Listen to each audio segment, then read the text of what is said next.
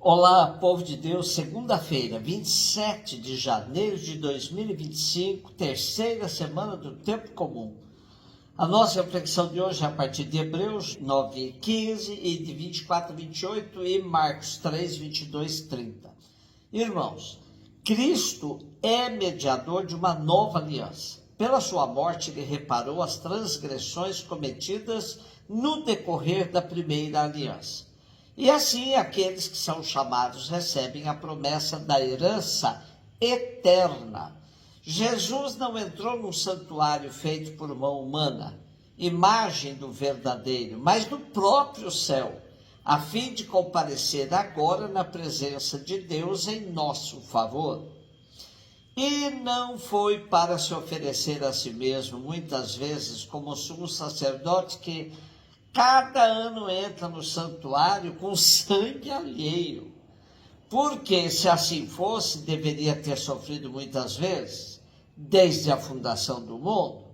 Mas foi agora, na plenitude dos tempos, que uma vez por todas ele se manifestou para destruir o pecado pelo sacrifício de si mesmo.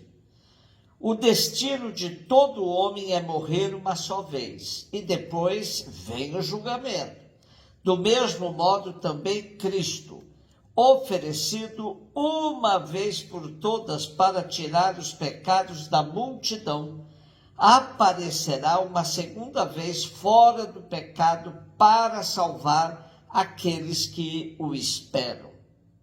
Os destinatários deste escrito são os judeus convertidos ao cristianismo que no final do primeiro século sofrem perseguições por sua opção e correm o risco de abandono da fé.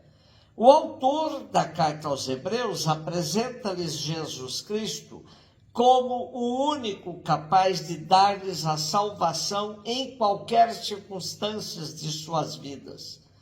É preciso ter claro que entre Deus e a humanidade só há um mediador, Jesus Cristo.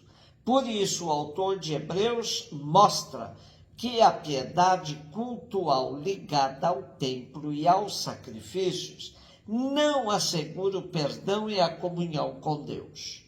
O único ato salvador a obter de uma vez por todas o perdão é o sacrifício de Jesus, que derramou seu sangue entregando sua vida por nós.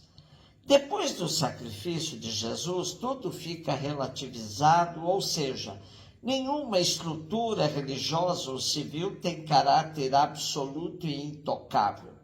Sendo o único mediador, Jesus abre completamente a comunicação da humanidade com Deus e das pessoas entre si. Agora, o verdadeiro culto a Deus se realiza por meio da própria vida. O modo de servir a Deus não são ritos religiosos, mas obediência à sua vontade, que se manifestou radicalmente na doação vivida por Jesus até a morte.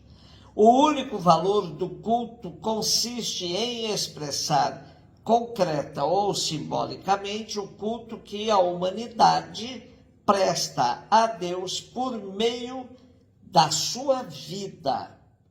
Marcos 3:22-30.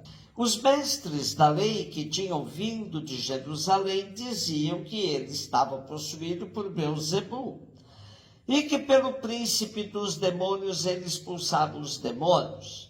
Então Jesus os chamou e falou-lhes em parábolas. Como é que Satanás pode expulsar Satanás? Se um reino se divide contra si mesmo, ele não poderá manter-se. Se uma família se divide contra si mesma, ela não poderá manter-se. Assim, se Satanás se levanta contra si mesmo e se divide, não poderá sobreviver, mas será destruído. Ninguém pode entrar na casa de um homem forte para roubar seus bens sem antes o amarrar. Só depois poderá saquear sua casa. Em verdade vos digo, tudo será perdoado aos homens, tanto os pecados como qualquer blasfêmia que tiverem dito.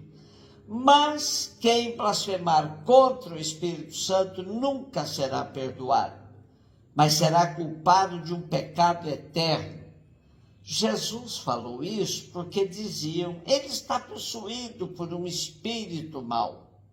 A caravana dos mestres da lei, vinda de Jerusalém, não tinha como negar a evidência dos atos de Jesus, que eram realizados ao ar livre, na frente de todos. O bem que Jesus fazia a inúmeras pessoas, curando-as de suas enfermidades, era um testemunho evidente da força e do poder de Jesus sobre os espíritos maus. Estes já tinham tentado frear as ações de Jesus, gritando contra ele e reconhecendo o seu poder, porém Jesus se mostrava soberano sobre eles, expulsando-os dos corpos enfermos das pessoas que o procuravam. Sendo assim, o poderio de Jesus era claro e transparente, e sempre exercido para fazer o bem. Não tendo como negar isso, os mestres da lei vindos de Jerusalém passaram a usar um argumento falso e que será desmascarado com toda a força por Jesus. Acusam então Jesus de estar se servindo do poder de Belzebu, o príncipe dos demônios, para expulsar os demônios dos corpos dos enfermos. De maneira extremamente sábia, Jesus vai tornar clara a contradição de tal argumento, dizendo, se fosse Satanás a expulsar Satanás, não era preciso estar preocupados com ele, porque o seu poder tinha chegado ao fim. Ironicamente, Jesus revela uma verdade. De fato, o reino de Satanás estava com os dias contados, pois é chegada a hora da manifestação do reino de Deus. Com Jesus estava inaugurado o reino de Deus, onde Satanás não tem vez e nem voz. É chegada a hora dos pobres e enfermos conhecerem a libertação. E Jesus arremata, derrubando de vez o argumento dos mestres da lei, dizendo-lhes que eles padecem de um mal que não tem cura, de um pecado que nem o Espírito Santo os pode perdoar. Libertar os pecadores do poder de Satanás e da escravidão do pecado era um sinal claro de que Jesus atuava em nome de Deus. Dizer que atuava pelo poder do espírito maligno era blasfemar contra o Espírito Santo. Em Jesus está presente o Espírito Santo, que o leva à missão de libertar e desalienar a humanidade.